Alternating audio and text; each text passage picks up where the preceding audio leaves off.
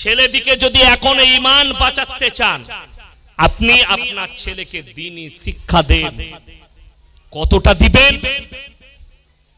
যতটা নিলে সে হারাম হালাল থেকে বাঁচতে পারবে। এখন বাংলা কোরআনের মানে বই বেরিয়েছে না বেরোয়নি? বেরিয়েছে।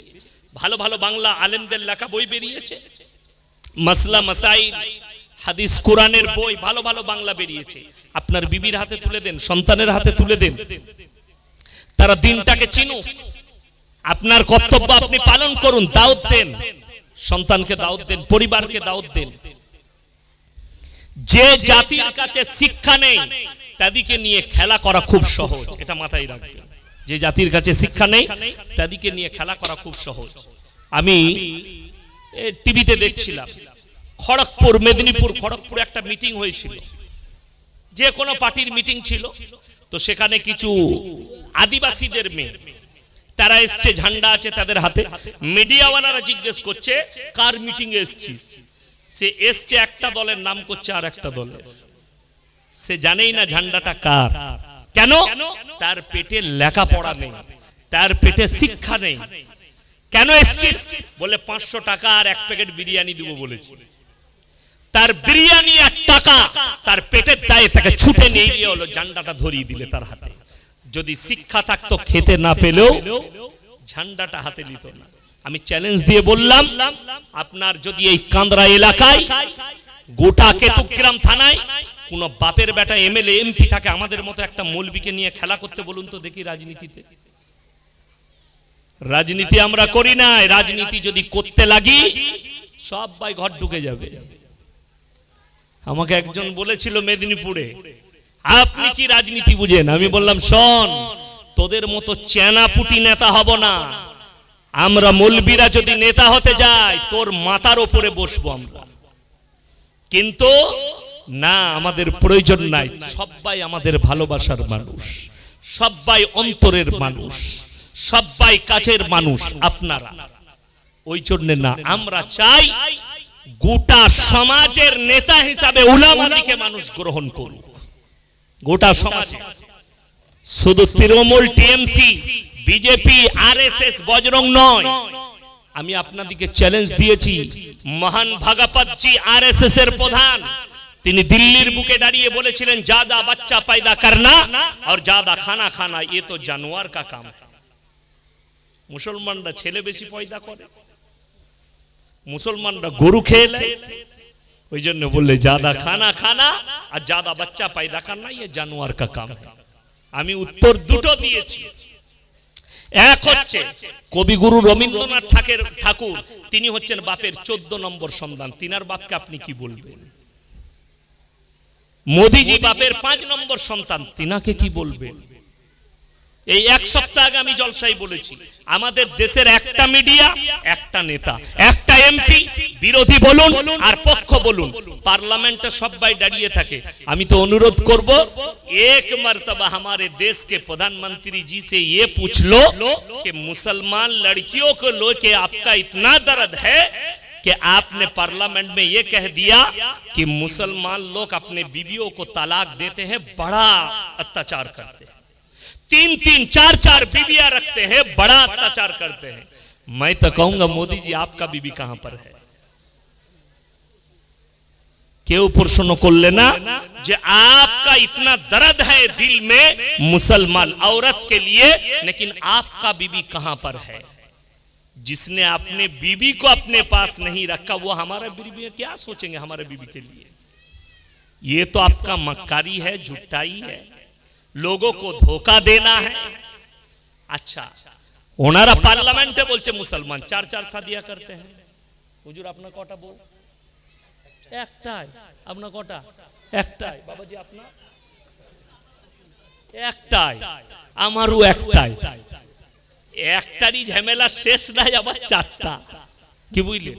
অশিক্ষিত হলে যা হয়। আসামের মুখ্যমন্ত্রী হিমন্ত বিশ্ব শর্মাজি দাঁড়িয়ে বলেছেন পার্লামেন্টে मीडिया सामने, कानून लानी चाहिए मुसलमान के ऊपर। मुसलमान 4-4 बीवियां शादी करते हैं, निकाह करते हैं, 4-4 बीवियां रखते हैं।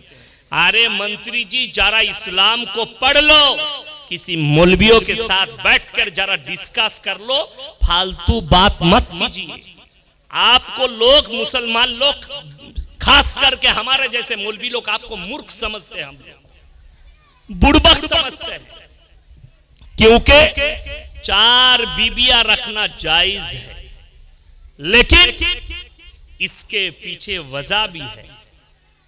যদি তোমাদের মনে হয় দ্বিতীয় স্ত্রী গ্রহণ করতে গেলে দুটো বিবিকে সমান চোখে দেখবো না, দেখতে পারবো না, তখন আল্লাহ বলেছেন একটাই বিবি তোমাদের জন্য যথেষ্ট। জোরে বলুন সুবহানাল্লাহ। আর কেউ যদি সমান চোখে দেখতে পারে তো অসুবিধা কি আছে? কি বুঝলে? এরপর বলে দিই, বলে মুসলমান আমরা বিয়ে করে 4টা বউ রাখি, আর হারামখোর রিলেশনশিপে 10টা বউ রেখেছে। একটা লিগেল বউ, বাকিগুলো রাতে শোয়া বউ, কেউ হোটেলে শোয়, কেউ লজে শোয়, কেউ কোথাও শোয়। ঠিক বলছি না ভুল বলছি? আমি বলিনি, মিডিয়া বলছে। বিহারের ভোটের পরে বলেছিল 136টা এমএলএ তাদের নামে ক্রিমিনাল কেস আছে। আমরা বলিনি, মিডিয়ারা বলেছে ক্রিমিনাল কেস। বাবা রামদেব পতঞ্জলির মালকে হারাম করুন আপনারা, জোরে বলুন ইনশাআল্লাহ। পতঞ্জলির মাল কেউ ছুবেন না। যাদের মনে হবে এই মৌলবীকে অ্যাভয়েড করব, আমরা ব্যবহার করব, কর। আল্লাহর কসম কিয়ামতের দিনে বেঈমানের সাথে আল্লাহ তোকে দাঁড় করাবে मोहब्बत করলে। কেন? बाबा रामदेव मीडिया सामने बोले मुसलमान का एक ही काम है, क्या? नमाज पढ़ना और उसके बाद मर्डर करना, धर्षण करना, गोली चलाना, बारूद चलाना। बड़ी दुख की बात तो ये है, बाबा रामदेव जी महात्मा गांधी को जिसने हत्या किया वो कौन सा मदरसा से पढ़ के आया था? वो कौन सा नमाजी? इंदिरा गांधी को जिसने मारा वो कहां का, कौन से मदरसा में पढ़ता था? वो तो हिंदू ही था। বড় কষ্ট কোথায় লাগে জানেন? একটা মুসলমান গুলি চালালে হয়ে যায় আতঙ্কবাদী। আর আমি পরব দিচ্ছি, খুলেন উড়িষ্যা স্বাস্থ্যমন্ত্রীকে তার বডিগার্ড এসআই গুলি করে হত্যা করেছে গাড়ি থেকে নামিয়ে। সে কোন মাদ্রাসায় পড়াশোনা করেছিল? এই আতঙ্কবাদীটা কোথায় তৈরি হয়েছে? এই মাইন্ডটা শিক্ষিত লোকরা উড়িয়ে দেন। আপনাদের মাইনে ঢুকানো হচ্ছে মাদ্রাসায় পড়ে আতঙ্কবাদী তৈরি হয়। এই মৌলবীদিকে যদি এটিএম এ ঢুকিয়ে দেন, এরকম কিছু নামাজি আর বৃদ্ধ মৌলবী আছে যারা এটিএম এর নম্বর টিপতে পারবে না। আমার আব্বাজি তো এখনো এইসব মোবাইল ঘাঁটতেই পারে না। অ্যাকাউন্ট আছে, এটিএম করেছিল, আজ পর্যন্ত কোনোদিন এটিএম ব্যবহার করেনি। এটিএম ল্যাপস কেন? বলে আমি নম্বরই টিপতে পারবো না। তাহলে ওই মৌলবীটা এটিএম লুট করবে? একটা এটিএম ছিনতাই করতে গেলে, এটিএম লুট করতে গেলে তাকে টেকনিক্যাল ইঞ্জিনিয়ার, কম্পিউটার ইঞ্জিনিয়ার হতে হবে, তবে সে করতে পারবে। সেই কম্পিউটার ইঞ্জিনিয়ার কোথা থেকে হয়? মাদ্রাসা থেকে না কলেজ থেকে? কলেজ থেকে। তাহলে কলেজটা আগে ডজার দিয়ে ভাঙা দরকার, যেখানে এটিএম এর চোর তৈরি হচ্ছে। কষ্টের বিষয় বহুত। আপনাকে বলে দিই, আমি একটা জলসায় বলেছিলাম যে এপিজে আবুল কালাম আমাদের মিসাইল ম্যান বলা হয়। বহু মুসলমান শ্রদ্ধা করে, আমি শ্রদ্ধা করি বৈজ্ঞানিক হিসাবে, কিন্তু অনেক হারামখোর মুসলমান আছে আমার নবীজি সাল্লাল্লাহু আলাইহি সাল্লামকে অতটা গুরুত্ব দেয় না যতটা এপিজে আবুল কালামকে গুরুত্ব দেয়। কথাটা শুনেলেন? একটা পরমাণু বোমা, পরমাণু বোমার দ্বারা উপকার হবে না ক্ষতি হবে? কথা বলে ক্ষতি হবে। আপনাদেরকে উত্তর দিই, একটা ব্যালিস্টিক মিসাইল, পরমাণু বোমা সমুদ্রের উপরে নিক্ষেপ করে পরীক্ষা করা হয়, ঠিক কি না? কথা বলে সমুদ্রে।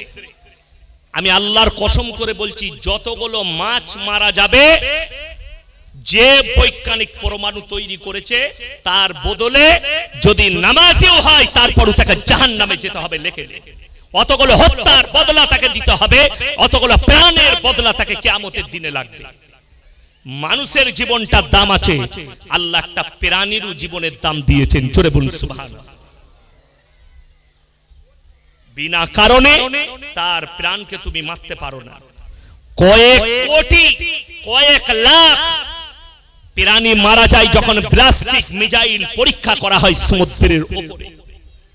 এক একটা দেশ যখন পরীক্ষা করে, আর আমার নবীজি সাল্লাল্লাহু আলাইহি সাল্লাম আল্লাহর কসম শুধু মানুষের উপকারের কথা বলে গেছেন, একটাও মানুষের ক্ষতির কথা মানুষকে শিক্ষা দেয়নি। জোরে বলুন সুবহানাল্লাহ।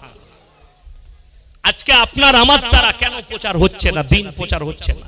তার কারণ একটাই, সেটা হচ্ছে আমরা নবীজি সাল্লাল্লাহু আলাইহি সাল্লামের আখলাক আর চরিত্র ইন্ডিয়া নাম করে ভারত হবে চেঞ্জ করে। অসুবিধা কি আছে? অসুবিধা কিচ্ছু নাই। অসুবিধা কিচ্ছু আছে? অসুবিধা কিচ্ছু নাই। যা পারবে করুক। আমি এক জায়গায় বলেছি, মুসলমানরা ভয় খাচ্ছিল, বাবরি মসজিদ ভেঙে গেছে, মসজিদ ভেঙে দিচ্ছে। আল্লাহর কসম করে বলছি, লকডাউনে কোথায় নামাজ পড়েছেন? কথা বলে না। কোথায় পড়েছেন? বাড়িতে পড়েননি? বাড়িতে পড়েননি? নামাজ হয়নি? কোন মুফতি ফতোয়া দিবে যে নামাজ হয়নি, বাড়িতে পড়েছে বলে? নামাজ হয়েছে। সব মসজিদ গুড়িয়ে দাও, আমাদের দিল থেকে আল্লাহর রাসূলের মহব্বত তোমরা হাঁটাতে পারবে না। জোরে বলুন সুবহানাল্লাহ। ঘরে নামাজ পড়বো, রাস্তায় পড়বো, আমার জায়গায় পড়বো, অসুবিধা কি আছে? আর ভারত নাম পাল্টি দিবে, পাল্টাও না। ভারত কেন, সব নামগুলো পাল্টি দিবে। দেওবন্দের নামটাও পাল্টি দাও, বেরেলির নামটাও পাল্টি দাও, আমাদের কোনো অসুবিধা নাই। ইলাহাবাদের নাম হয়েছে পরাগরাজ, নাম পাল্টাতে 300 কোটি টাকা খরচ, অসুবিধা কি আছে? 300 কোটি। ভারত নামটা, ইন্ডিয়া নামটা পাল্টিয়ে ভারত করতে 5000 কোটি টাকা, 500 কোটি টাকা খরচ হবে, নাইলে 100,000 কোটি টাকা ক্ষতি হবে। তারপরও অন্ধ ভক্তরা বলবে মোদীজি জিন্দাবাদ। जब साला अंडरपैन पढ़ के भागोगे तब पता चलेगा। শ্রীলঙ্কার মতো হাল হবে, তখন বুঝতে পারবে। আর আমরা এসব ভয় আমাদিকে দেখিও না। আমি প্রত্যেকটা মুসলমানকে বলে যাচ্ছি, আজকে একটা বিশ্বাস দিলে টানবো সবাই। জোরে বলুন ইনশাআল্লাহ। কি? রুজির মালিক আল্লাহ। সকলে জোরে বলুন ইনশাআল্লাহ। রুজির মালিক কে? আল্লাহ। রুজি আপনি যেখানেই থাকুক, আল্লাহ আপনার রুজি যেখানে মেপেছে আপনি সেখানে খেতে পাবেন, তার বাইরে নয়। তলোয়ার যদি আপনার গর্দনের উপরে থাকে, আল্লাহর কসম বিশ্বাস রাখুন, আমার আল্লাহ না চাইলে মৃত্যু আসতে পারে না। জোরে বলুন ইনশাআল্লাহ। এই বিশ্বাস নিয়ে আসুন, ইয়াকিন নিয়ে আসুন।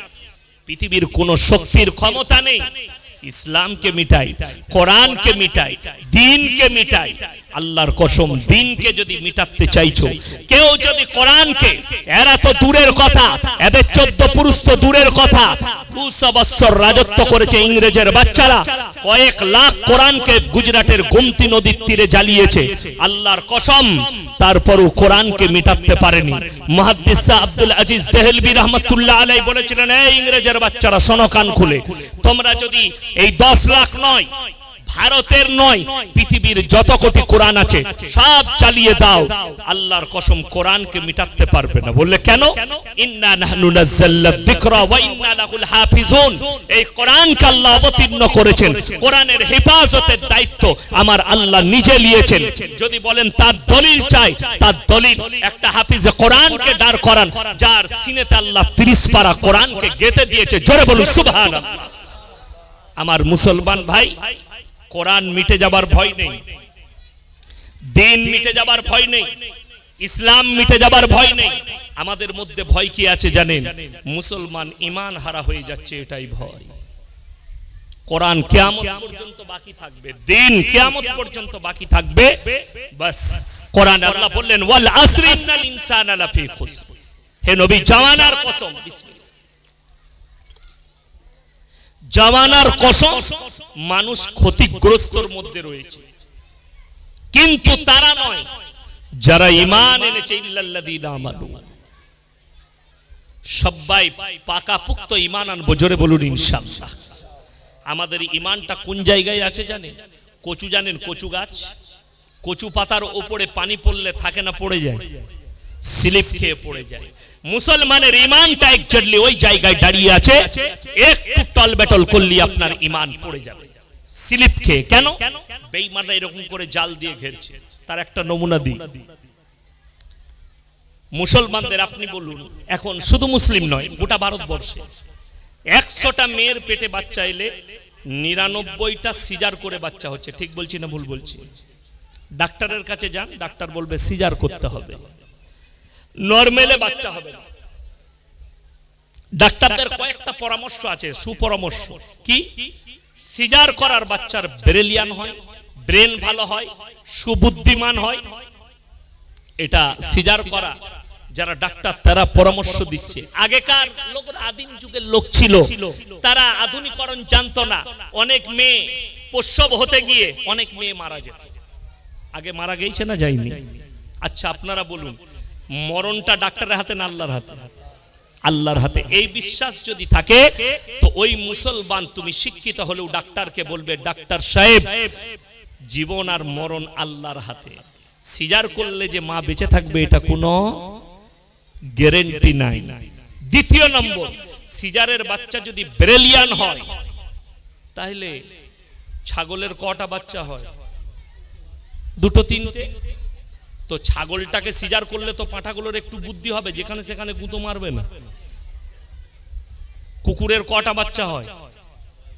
6টা 7টা হয়। কুকুরকে সিজার করতে হচ্ছে না, শুয়োরকে সিজার করতে হচ্ছে না, 12টা 14টা ছানা শুয়োরে। বিড়ালকে সিজার করতে হচ্ছে না, আপনার গরুকে সিজার করতে হচ্ছে না। হারামখোর ডাক্তার বলছে তোর বইয়ের পেট ফেরে ছেলে বার করতে হবে। কেন? আপনি আপনার মেয়েকে একটা ভালো সার্জন করতে পারলেন না, গাইনি ইমানদার ডাক্তার আপনার সন্তানকে তৈরি করতে পারলেন না, যে বলবে যে আমার ওষুধের দ্বারা আমি চেষ্টা করব তোমার স্ত্রীকে নরমাল বাচ্চা করা। আজও খোঁজলেন চাইনাতে, চাইনায়, উত্তর কোরিয়া, দক্ষিণ কোরিয়া, লন্ডন, আমেরিকায় আজও নরমালে 80% বাচ্চা জন্মগ্রহণ করে। শুধুমাত্র ভারতবর্ষে এই বেঈমানি চালু করেছে ডাক্তার। কেন? মুসলমানদের ঈমানকে ধ্বংস করে দাও। আপনি ভেবে দেখুন, তা না হলে মুসলমান কখনো সুদ খেতে পারে না, মুসলমান গাঁজা খেতে পারে না, মুসলমান মদ খেতে পারে না, মুসলমান জিনা করতে পারে না, মুসলমান মিথ্যা কথা বলতে পারে না, মুসলমান ধোঁকাবাজ হতে পারে না। কিন্তু যতগুলো বললাম সব গুণগুলো মুসলমানের মধ্যে চলে এসেছে। ঠিক কিনা কথা বলে? সব চলে এসেছে। কোথা থেকে এলো? বেঈমান কাফেররা জাল ফেরে জালের ভেতরে ভরে দিয়েছে, ওষুধ ঢেলে দিয়েছে আপনারা। আপনি ওইখান থেকে বেরোতে পারবেন না। এখন তো শ্রীপুরের লোককে যদি বলা হয় যে আমি মদ খেয়ে মসজিদে ঢুকবো, তাকে বেঁধে মারবেন না? মারবেন, বেঁধে মারবেন। কিন্তু আমাদের দেশের নিয়ম এত ভালো, গাঁজা সুদ খেয়ে ফাঁস কাতারে নামাজ পড়ে, আতর লাগিয়ে জুম্মার দিন, ওটাতে কোনো অসুবিধা নাই। কিন্তু মদ খেলে অসুবিধা। একবার সুদ খেলে সব থেকে নিম্ন স্তরের পাপ হচ্ছে নিজের মায়ের সঙ্গে 70 বার ব্যভিচার করার সমান গুনাহ। আপনি ভাবতে পারেন মানুষ সুদ খায়, মানুষ ইসলামিক কালচারটাকে নিজের কালচার মনে করেছে। কতগুলো কুসংস্কার আমাদের মধ্যে ঢুকে আছে। কেন?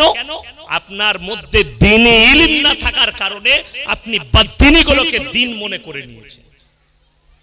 আজকে দেখুন, পাড়ায় হোক, যে কোনো গ্রামে হোক, মুসলিমদের বিয়ে ঠিক হলে, ছেলের কিংবা মেয়ের বিয়ে হলে, বিয়ে ঠিক হলে সেখানে কারা থাকে? গ্রামের ইমাম থাকে না, মৌলবি থাকে না, কারা থাকে? গ্রামের নেতারা থাকে, পাড়ার মোড়লরা থাকে। এই পাড়ার সব থেকে বড় মোড়ল ওকেরা। সেদিন আমি একটা বিয়েতে ছিলাম, আত্মীয় হয়। আমি বললাম এক কাজ করো, শনিবার রবিবার সোমবার করো, শনিবার বিয়ে, রবিবার ওলিমা করো, আর সোমবার বউকে নিয়ে যাবে। কি বললে জানেন? হুজুর শনিবার বিয়ে দিলে শনি লেগে যাবে। নাউজুবিল্লাহ বলেন। কার ভাষা? মুসলমানের ভাষা। এটা একটা অইসলামিক কালচার যাদের মধ্যে আছে, কুসংস্কার যাদের মধ্যে আছে তাদের কালচার। এটা মুসলমানের কালচার নয়। শনিবার আমি বললাম যদি এইটা না মানা হয় আমি আর এই বিয়ে খেতে পারবো না, আমার কাছে হারাম। খানা জায়েজ আছে, যে খাবে খাবে, যারা জানে না তারা খাবে। কিন্তু যখন এটার উপরে বিশ্বাস রেখেছে তার মানে সে শিরকে ডুবে আছে। আল্লাহ বাদ দিয়ে অপরের উপরে বিশ্বাস, শনিবারের উপরে বিশ্বাস। আল্লাহর কাছে প্রত্যেকটা দিন সমান। আসল কথা আমাদের সমাজ ফেসেছে কোথায় জানেন? হাদিসুন নিসাই, মেয়েদের হাদিসে। আমাদের হাদিস না, কোরআন হাদিস মানে না, চলে কার কথা? মেয়েদের কথা।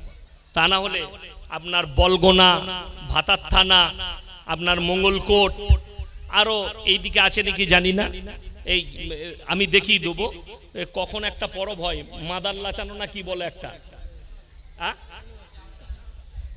ওই দিকে দেখেছি। হ্যাঁ, এর থেকে বড় হারাম কাজ আর কিছু নেই। আমি বলে যাচ্ছি, যে কোন গ্রামে আছে জানি না, ওইদিকে অনেক জায়গায় দেখেছি। বিশ্বাস করুন, কোরআনে হাদিসে নবীজির আখলাকে, নবীজির চরিত্রে কোন জায়গায় পাবেন না। কোন মৌলবী যদি কোন হাদিস কোরআন থেকে, নবীজির আখলাক থেকে, সাহাবীর আখলাক থেকে, চার ইমামের আখলাক থেকে, কোন বুজুর্গানে দিনের আখলাক থেকে বার করে দেন, আমি মাথা নত করে মেনে নেব। শিরক, বড় শিরক। কি বুঝলেন? কেন? যদি বলেন আমার বাপ দাদরা করে এসেছে, এই কথা তো নূহ নবীর জামানার লোকরা বলেছিল, যার কারণে তার বিবিকে জাহান্নামী ঘোষণা করে দেওয়া হয়েছে কোরআনে। লূত নবীর বিবিকে জাহান্নামী ঘোষণা করে দেওয়া হয়েছে। যখন তোমার সামনে পরিষ্কার হয়ে যাবে উলামাদের দ্বারা, হাদিস কোরআনের দ্বারা, যেটা ইসলাম বিরোধী কাজ, সেই জায়গা থেকে ইস্তেগফার করে তুমি ফিরে এসো। আমি তাদিকে একজনকে জিজ্ঞেস করলাম, আচ্ছা এই পরবটা কিসের পরব? বলছে মাদার লাজানো। মানে কোথা থেকে এলো জানি না, আমার দাদরা করতো, আমিও করি। কর, কেলানি খাবি। এ তো ইসলাম নয়। ইসলাম মনে করে করলে, দিন মনে করে করলে, আপনি করছেন করুন, সে তো কি বলবো। অনেক মুসলমান এমনও লোক আছে যারা হিন্দু ভাইদের ঠাকুর ভাষাতে চলে যায়, আমাকে ভালো মনে করবে, মদটা ফ্রি পাবে। ঠিক বলছি না ভুল বলছি? মদ ফ্রি পায়, চলে গেল ভাষাতে। আপনি এখন তো দারুণ একটা কথা পশ্চিম বাংলায় প্রচলন হয়েছে, সেটা হচ্ছে ধর্ম যার যার উৎসব সবার।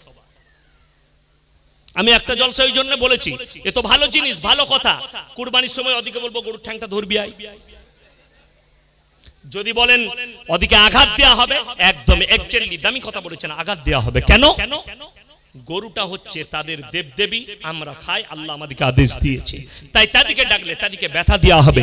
তোমার যেমন এটা সেন্সে ঢুকেছে যে তার ধর্মকে আঘাত দেওয়া হবে, তোমার সেন্সে এটা ঢুকেনি যে আমার আল্লাহ বলে দিয়েছেন ইন্না শিরকা লাযুলমুন আযীম। আমার কাছে পৃথিবীতে যতগুলো পাপ আছে সব থেকে নিকৃষ্ট পাপ আর জঘন্যতম পাপ হচ্ছে শিরকের পাপ, আল্লাহ ছাড়া অপরকে মাবুদ রূপে গ্রহণ করা। যদি বলেন আমি তো তার কাছে সিজদা করিনি, আমি তো তাকে মাবুদ রূপে মানিনি, শুনেলেন বলে দিই, ভালো কাজের আদেশ আর অসৎ কাজের নিষেধ কোরআনে আছে না নাই? আছে। আপনার চোখের সামনে হাদিসে আছে, কোরআনে আছে। যদি দেখেন যে আল্লাহ বিরোধী কাজ হচ্ছে, হয় আপনি হাতের দ্বারা রুখে দেন, তা না হয় আপনি কি করবেন, জবানের দ্বারা রুখে দেন। যদি সেটাও না হয়, সম্ভব না হয়, মনে মনে ঘৃণা করে সেই জায়গা থেকে সরে আসুন। একটা বিবাহে কেন আমি বলছি একটা আলেমকে রাখবেন, শরীয়ত বিরোধী কোনো কাজ যেন না হয় সেখানে।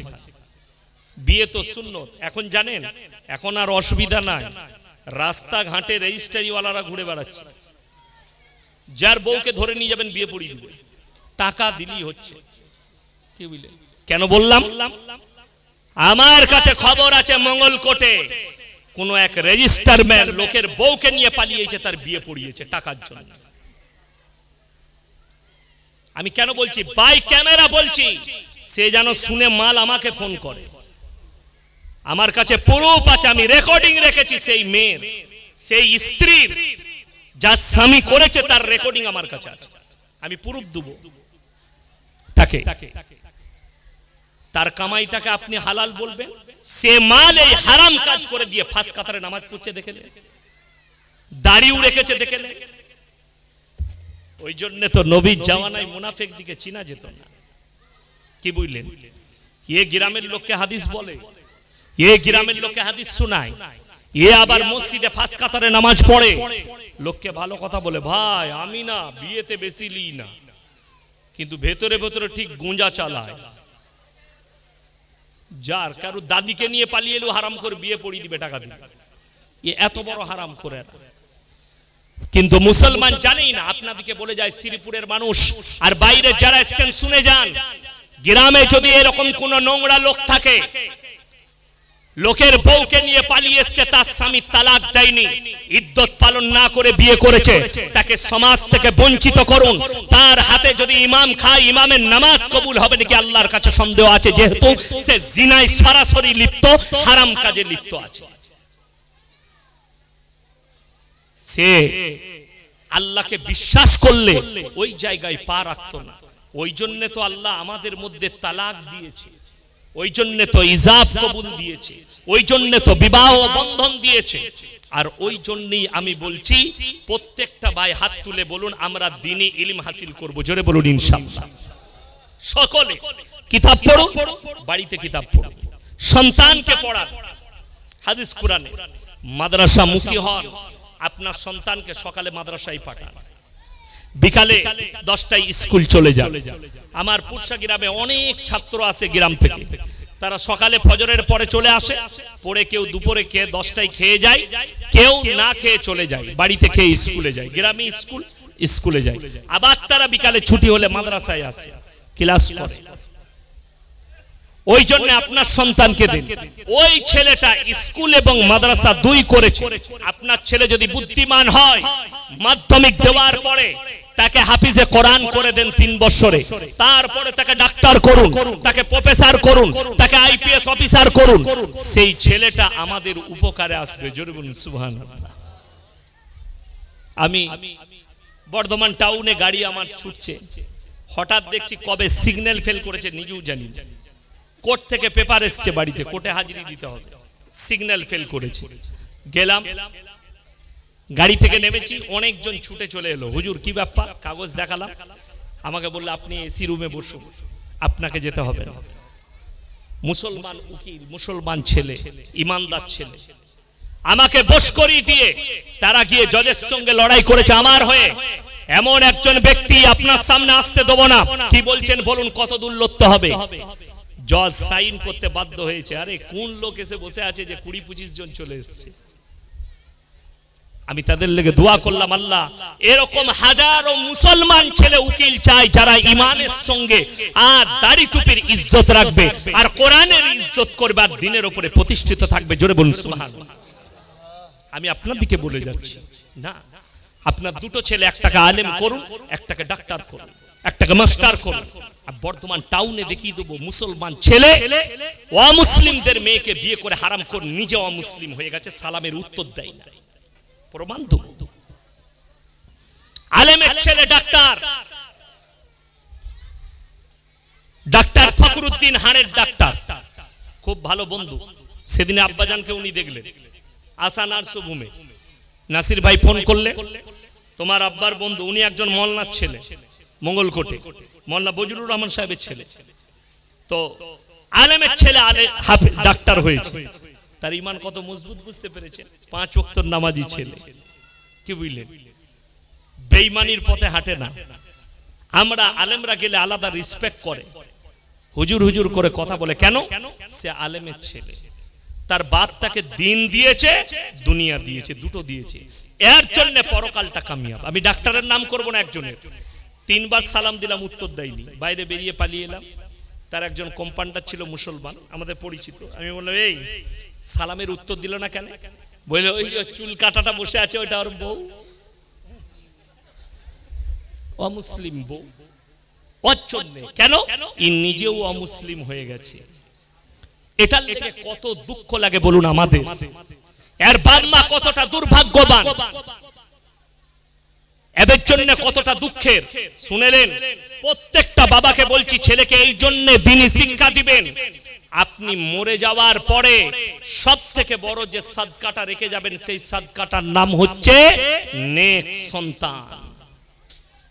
যে সন্তান আপনার জন্য মরে যাওয়ার পরে দোয়া করবে। আমাদের জন্য, আমাদেরকে বাপ মরে গেলে হায়ার করতে হয় না, হয় না, মৌলবি হায়ার করতে। সকালবেলায় ফজরের পরে বলছে ইমাম সাহেবকে, হুজুর আমার বাপের কবর জিয়ারত করতে হবে। তুই বলে, আমি পারি না। এটাই তো কষ্টের, এটাই দুঃখের। আমার মুসলমান ভাই নামাজ পড়ে, আচ্ছা, শাহরুখ খানের জওয়ান সিনেমা দেখে তাদের আপনি কি বলবেন?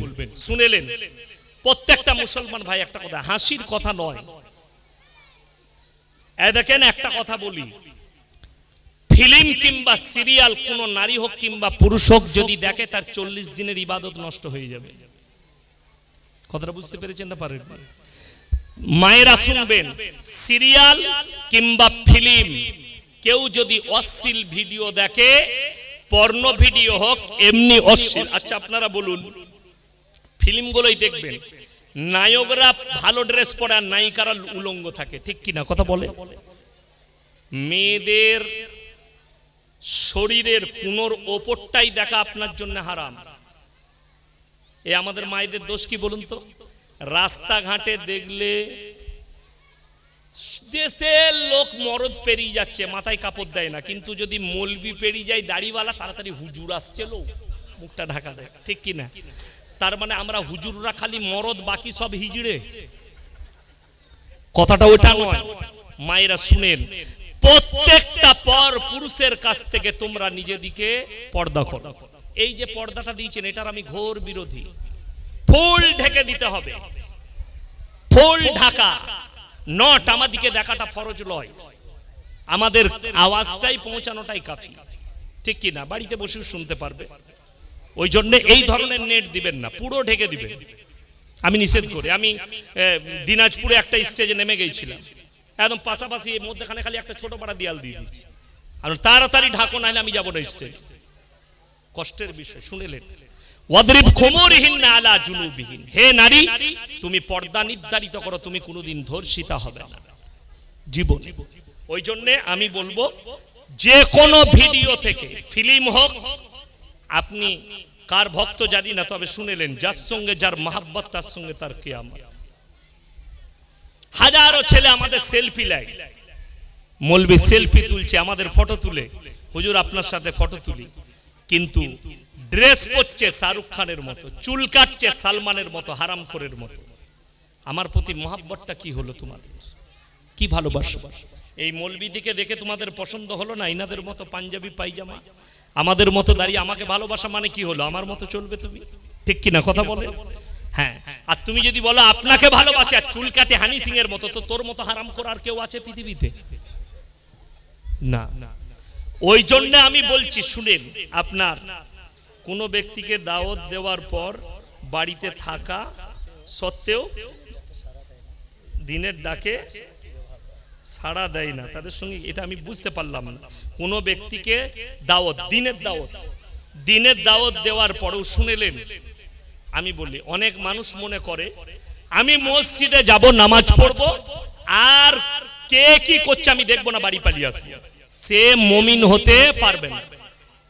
কথাটা বুঝতে পেরেছেন না পারেননি? সেই লোকটা মুমিন নয়। যে বলবে আমি মসজিদে যাব, আমি আমার মতো নামাজ পড়বো, ইমামের পেছনে সুন্নত নফল পড়বো, যে যা পাচ্ছে মসজিদ ভেঙে যাক ফুটে যাক, যে যা পাচ্ছে আমি ঘর পালিয়ে যাবো, সেই লোকটা মুমিন নয়। মুমিন সে যে আপনাকে আল্লাহর ঘরের প্রত্যেকটা জিনিসের খেয়াল রাখতে হবে। আপনি গ্রামের মানুষ, নামাজি, ঢুকলেন, একটা ছেলে কল খুলে দিয়ে গল্প করছে, উজুর কল, আপনাকে তাকে বলতে হবে কলটা বন্ধ করে গল্প কর, নাহলে উজু করে উঠে যা, আপনি নেকি পাবেন। জোরে বলুন সুবহানাল্লাহ। কেউ মসজিদের ভেতরে দুনিয়াদারির কথা বলছে, আপনি তাকে বললেন চুপ করো, এটা মসজিদ, আল্লাহর ঘর, ইবাদত করো, জিকির করো, আপনি নেকি পাবেন। জোরে বলুন সুবহানাল্লাহ। আর কেউ কি যদি দাওয়াত দেয়, দেখুন একটা কথা বলি, হিদায়েতের মালিক সকলে বলুন কে? আল্লাহ। আপনাকে দাওয়াত দিতে হবে আর দোয়া করতে হবে, দুটো জিনিস, দাওয়া দোয়া। আপনি দাওয়াত দেন আর দোয়া করুন, আল্লাহ এই ব্যক্তিকে নামাজি করে দাও, এটা হচ্ছে আমাদের কর্তব্য, এই ব্যক্তিকে তুমি নামাজি করে দাও। ওই জন্য প্রত্যেকটা মুসলমান ভাইকে বলবো যে আমরা সবাই একে অপরকে নামাজের জন্য দাওয়াত দেবো। জোরে বলুন ইনশাআল্লাহ। স্বামী স্ত্রীকে, পুত্র পরিজনকে। আমাদের দেশের অনেক লোক ভাবে, শুনেলেন, এখানে একটা কথা ক্লিয়ার করে দিই, যে দাওয়াত শুধুমাত্র আমাদিকে 40 দিনে বেরিয়ে যেতে হবে, 3 দিনের বেরিয়ে গিয়ে দাওয়াত দিতে হবে, তবেই দাওয়াত, না হলে দাওয়াত নয়। এই ভাবাটা একদম ভুল। আপনার সময় হয়েছে, আপনার সময় আছে আপনার কাছে যাওয়ার মতো, যে আমি সুলতানপুরে 3 দিন থেকে লোককে দাওয়াত দিয়ে আসতে পারবো, আপনার কাছে টাকা আছে, বাড়িতে খরচার পয়সা আছে, আপনি চলে যান। আর যদি আপনার কাছে দেখলেন আপনার সংখ্যক নয়, আপনি বাড়ি থেকে মসজিদ যেতে যেতে যতজন বসে থাকবে মুসলমান ভাই নামাজে যায়নি, প্রত্যেককে বলবেন ভাই না আজান হয়েছে, গোসল করে আয় না মসজিদে নামাজ পড়বি, দাওয়াত দিতে দিতে যান, আপনি অতটাই নেকি পাবেন। জোরে বলুন সুবহানাল্লাহ। ওই জন্য দাওয়াত বুঝতে হবে আপনাকে, আপনি আপনার মতো করে ইসলাম বুঝবেন না, তাহলে গোলমাল হয়ে যাবে। উলামাদের সংস্পর্শে আসুন। আর আমি আপনাদেরকে বলি, আজকে আমরা যেখানে বসে আছি শ্রীপুর মানুষের জন্য বহুত বড় আল্লাহ একটা নিয়ামত দিয়েছে মাদ্রাসা, বহুত বড় নিয়ামত, আপনি বুঝে উঠতে পারবেন না। এই নিয়ামত তখন বুঝতে পারবেন, এখন এই মাদ্রাসায় কত ছাত্রী আছে? 130 জন আছে। যখন এটাই 500 জন ছাত্রী থাকবে আর জায়গা হবে না, তখন এলাকার মানুষ যখন আপনাদের কাছে আসবে তখন আপনারা গর্ববোধ করবেন। কান্দ্রার মতো বাজারে, বর্ধমান টাউনে আমার শ্রীপুরে একটা মাদ্রাসা আছে, আমরাও বলতে পারবো। আমার বর্ধমান জেলায় শ্রীপুরে চলে যান, আমরা বলতে পারবো যে আমরা একটা ছাত্রী পাঠাচ্ছি, ভর্তি নিয়ে এলেন। তো এই মাদ্রাসাকে সার্বিকভাবে এগিয়ে নিয়ে যাওয়ার দায়িত্ব আমাদের সকলে। জোরে বলুন ইনশাআল্লাহ। যতটা পারবেন সহযোগিতা।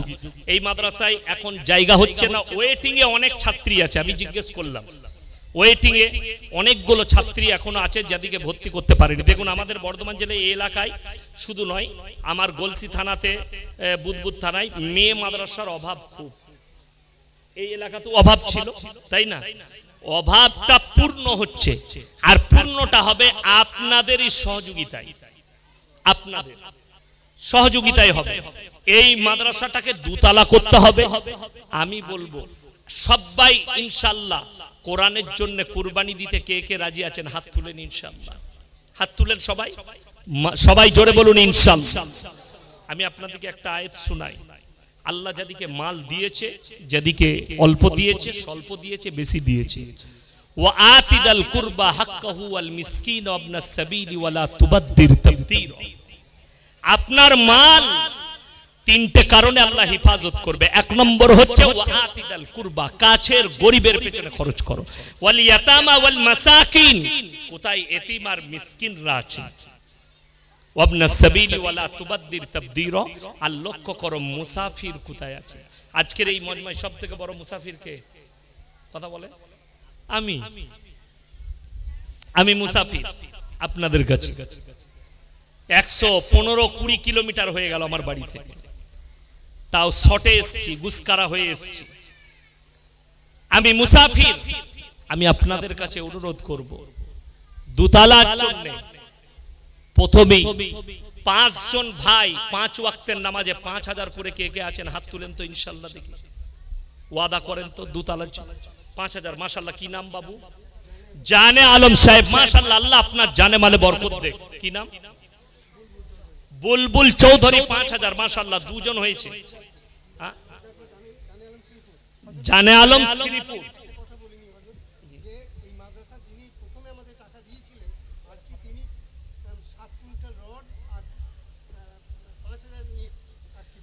সবাই বলুন নারায়ে তাকবীর, নারায়ে তাকবীর। যিনি প্রথম জায়গা দিয়েছিলেন তিনি 7 কুইন্টাল রড আর 5000 ইট তিনি আজকে ওয়াদা করেছেন। আল্লাহ উনার জানে মালে ইজ্জতে বরকত দেখ, বলুন আমিন। পৌঁছে দিয়েছেন আজকে, মাশাআল্লাহ, আল্লাহু আকবার। আচ্ছা, কজন হলো? 2 জন। তৃতীয় নম্বর কে আছেন? 5000 টাকা 5 জন ভাই বলেছি, আর 3 জন ভাই। তাড়াতাড়ি ইনশাআল্লাহ, সময় বেশি নেব না আপনাদের কাছে। আর মাত্র 3 জন কে কে আছে? 5টি করে 1000 টাকা কে কে আছেন? 3 জন ভাই, মাশাআল্লাহ। কি নাম? কান্দি। কি নাম? বাবু শেখ কান্দি, মাশাআল্লাহ। 3 জন হয়ে গেল। মফিজুল হোসেন, মাশাআল্লাহ।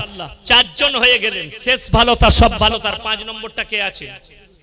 5টি 1000 টাকা মাত্র। আমার ভাই আর কে আছেন? 5টি 1000 টাকা মাত্র। এই শেষটা 5000 টাকাটা শেষ। 5 নম্বরটা কে আছে? আমার ভাই 5 নম্বরটা কে আছে? একটু তাড়াতাড়ি বলি ইনশাআল্লাহ। 5 নম্বর ভাইটা কে আছেন? সামান্য কাজ চলবে, আপনি আস্তে আস্তে দিবেন, আল্লাহর রাস্তায় খরচ করবেন, পরকালের জন্য পাবেন। 5 নম্বর ভাইটা কে আছে একটু দেখতে চাই আমি, 5 নম্বরটা ইনশাআল্লাহ। 5 নম্বর কে আছে? আমার কোন ভাই আছে? মাসে 500 করে দিলে আপনি 10 মাসে দিয়ে দিতে পারবেন, মাত্র 5000 টাকা লাস্ট। আচ্ছা মাশাআল্লাহ, হামিদ শেখ ফুটিসাকো, উনি 5000 টাকা। আল্লাহ তাআলা দানকে কবুল করুক, নেক নিয়তকে আল্লাহ পুরো করুক। দিয়ে দিয়েছে মাশাআল্লাহ, আলহামদুলিল্লাহ। আমার ভাই 2000 করে, আমি নওজওয়ান দিকে বলবো 2000 করে 10 জন ভাই হাত তুলেন তো, মাত্র 2000 করে টাকা। আচ্ছা মাশাআল্লাহ, নামটা লিখে দেন, কি নাম জানো? মোহাম্মদ আলী ভাই, সুলতানপুর 2000 টাকা মাশাআল্লাহ। কি নাম? বাবলু মোল্লা 2000 টাকা। আল্লাহ দানকে কবুল করুক। আর কে আছেন ভাই? 10 জন বলেছি, 2 জন হয়েছে। ফটফট করে হাত তুলুন আমার যুবক ভাইরা, দিনের জন্য খরচ করছেন। জাকির আগচ্ছিত সম্পদ, কিয়ামতের দিনে মানুষ কাঁদবে, আমি যদি আরো কিছু টাকা দান করতাম আমার জন্য মঙ্গল হতো। সাজু শেখ 5000 টাকা মাশাআল্লাহ। কি নাম? নওশাদ আলী 2000 টাকা, সুলতানপুর মাশাআল্লাহ। আল্লাহ দানকে কবুল করুক। 3 জন হয়েছে 2000। আমার ভাই 4 নম্বর কে আছে? মাত্র 2000 টাকা। কি নাম? সুরজ মোল্লা 2000 টাকা মাশাআল্লাহ। 4 জন হয়ে গেছে। 5 নম্বরটা কে আছে? মাত্র 2000 করে বলেছি। আমার ভাইয়ের, আমার নওজওয়ান ভাইয়েরা, কি নাম? আমিন মোল্লা 2000 টাকা মাশাআল্লাহ। 5 জন হয়ে গেছে। 6 নম্বরটা কে আছে? আর 5 জন লাগবে, আর 5 জন লাগবে ইনশাআল্লাহ। 6 নম্বরটা কে আছে? মাত্র 2000 টাকা। কি নাম? ওই যে দেখুন, ফটিক শেখ 2000 টাকা মাশাআল্লাহ। 6 নম্বর হয়ে গেছে। 7 নম্বরটা কে? কোন ভাই আছেন? 7 নম্বরটা মায়েদের মধ্যে যদি কেউ থাকেন, স্বামীর নামে, ছেলের নামে, নিজের নামে, বাম মায়ের নামে। 6 নম্বর হয়ে গেছে। 7 নম্বরটা কোন ভাই আছে? কি নাম?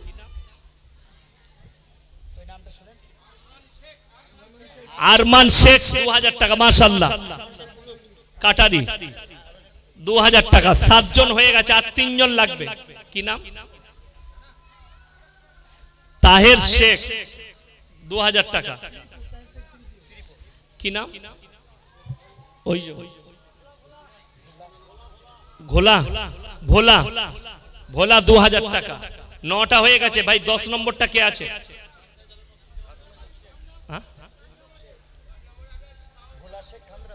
ভোলা শেখ কান্দ্রা সে। আপনার নাম কি?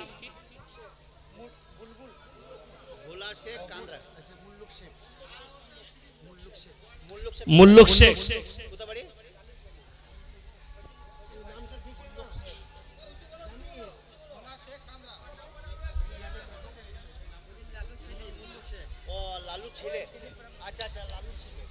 ঠিক আছে।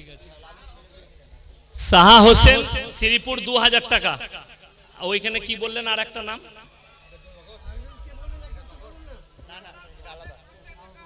পাঁচ 5000 টাকা। ভোলা, ভোলা শেখ 5000 টাকা কান্দ্রা মাশাআল্লাহ। আর একটা লাগবে তাইলে 2000 টাকা। আর একজন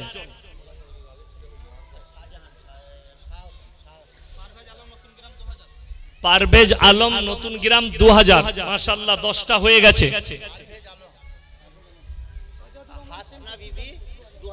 হাসনা বিবি লগত 2000 টাকা। আচ্ছা সাজাদুর রহমান সেন্টু 2000 টাকা, শ্রীপুর সুলতানপুর মাশাআল্লাহ। আল্লাহ দানকে কবুল করুন। আর কে আছেন ভাই?